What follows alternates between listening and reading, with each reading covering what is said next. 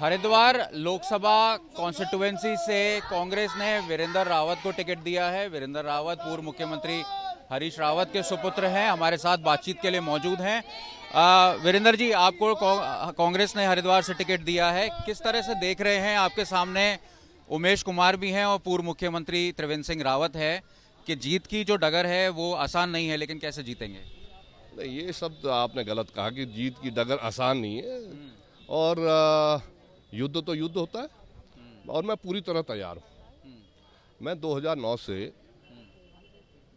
जब मेरे पिताजी वहाँ लोकसभा के सांसद चुने गए, तब से मैं उनके कंधे से कंधा मिलाकर वहाँ काम कर रहा हूँ।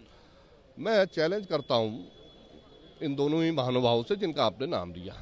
अगर 20 से 25 गांव भी ये बता दें, नाम भी बता दें, तो मैं मान जाऊँगा।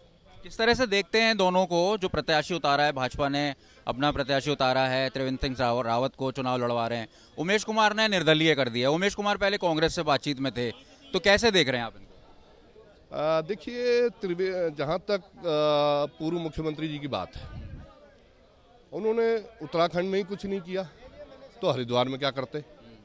और अगर उनके 10 बरस हरिद्वार की जनता ने उनके एक पूर्व मुख्यमंत्री निवर्तमान जो सांसद है उनको जिताने का काम किया, लेकिन आज भाजपा ने उनको रिप्लेस किया है, बदला है, तो किस कारण बदला है?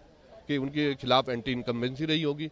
अब नए आए हैं और अनुभवी राजनीतिज्ञ हैं, उनका स्वागत है, लेकिन वो अपनी कोई उपलब्धि उनकी ऐसी नहीं है जिसका बखान वो हरिद्वार की जनता के सामने कर सकते हैं।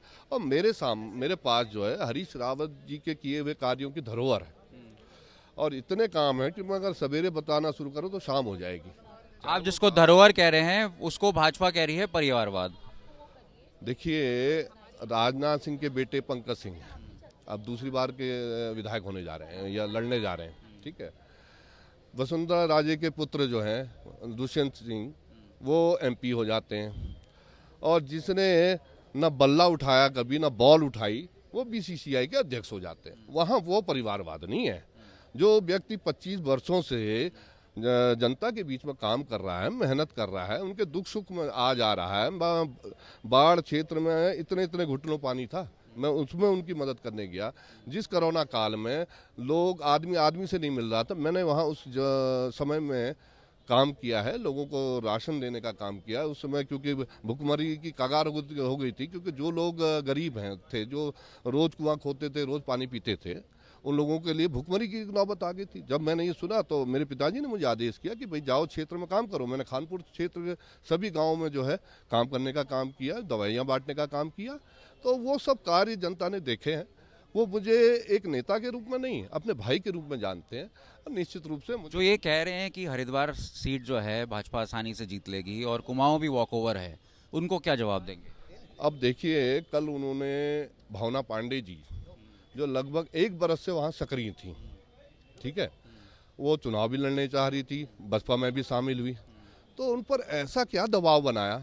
ऐसा उन्होंने भाजपा में क्या देखा? कहीं ना कहीं भाजपा ने उन पर दबाव बनाया, तभी उन्होंने अपने 1 साल की मेहनत जो है छोड़ के भाजपा में चली गई। तो इसका मतलब भाजपा डरी हुई है। और जब से उन्होंने परसों का रोड शो देखा है, उनको रात की नींद नहीं आ रही है। आपके क्या मुद्दे रहने वाले हैं हरिद्वार के लिए? किस तरह से हरिद्वार से जीतने के बाद हरिद्वार की कायाकल्प में किस तरह से आप भूमिका निभाएंगे? क्या प्राथमिकताएं होंगी? देखिए, हरिद्वार में काम करने के लिए बहुत स्पेस है। पहले भी कांग्रेस ने वहाँ सिडकुल लगाने का काम किया। मैं उसी सिडकुल की श्रृंखला को आगे बढ़ाने का काम करूँगा। जिस तीसरे व्यक्ति का आपने नाम लिया, मैं तो नाम लेना भी उचित नहीं समझता, उन्होंने वहाँ पर वादे किए थे खानपुर क्षेत्र में कि मैं शुगर मिल लगवा दूंगा। उमेश कुमार की बात? जी, शुगर मिल लगवा दूंगा, सिडकुल लगा दूंगा। आज 2.5 साल हो गए हैं। कोई उनसे पूछे कहाँ है सिडकुल, कहाँ है वो फैक्ट्रियाँ? लेकिन वीरेंद्र रावत ने काम किया है। मैंने आपको मैं याद दिलाना चाहता हूँ, ये जब हमारी सरकार थी और एनडी तिवारी जी मुख्यमंत्री थे, तिवारी जी जो है बिरला टायर्स को काशीपुर ले जाना चाहते थे, लेकिन मैंने जिद करके उसको लक्सर क्षेत्र में लगाया। और आज लक्सर क्षेत्र का जो विकास हुआ उसके पीछे बिरला फैक्ट्री का बहुत बड़ा योगदान है। और वहाँ की जनता जानती है कि हरीश रावत और वीरेंद्र रावत का उस फैक्ट्री को लगवाने में बहुत बड़ा योगदान रहा है। त्रिवेंद्र सिंह रावत, वीरेंद्र रावत जो कि हरीश रावत के पुत्र हैं, और उमेश कुमार, एक ऐसा ट्रायंगल बन रहा है जो कि कंट्रोवर्सी से घिरा रहा है। उनके कार्यकाल में भी कंट्रोवर्सी रही है और 2016 भी सबको याद आता है। तो उमेश कुमार को कैसे देखते हैं? ये 4 जून को सब पता लग जाएगा कौन कहाँ है। वक्त आने पर ए आसमां जोर के बाजू ताकत में क्या है, सब पता लगेगा। बहुत बहुत धन्यवाद। हमारे साथ वीरेंद्र रावत काफ़ी कॉन्फिडेंट हैं और उनका कहना है कि भाजपा डरी हुई है और 4 जून को पता चल जाएगा। जो लोग ये कह रहे हैं कि भाजपा की जीत आसान है, कांग्रेस उनको शिकस्त देगी।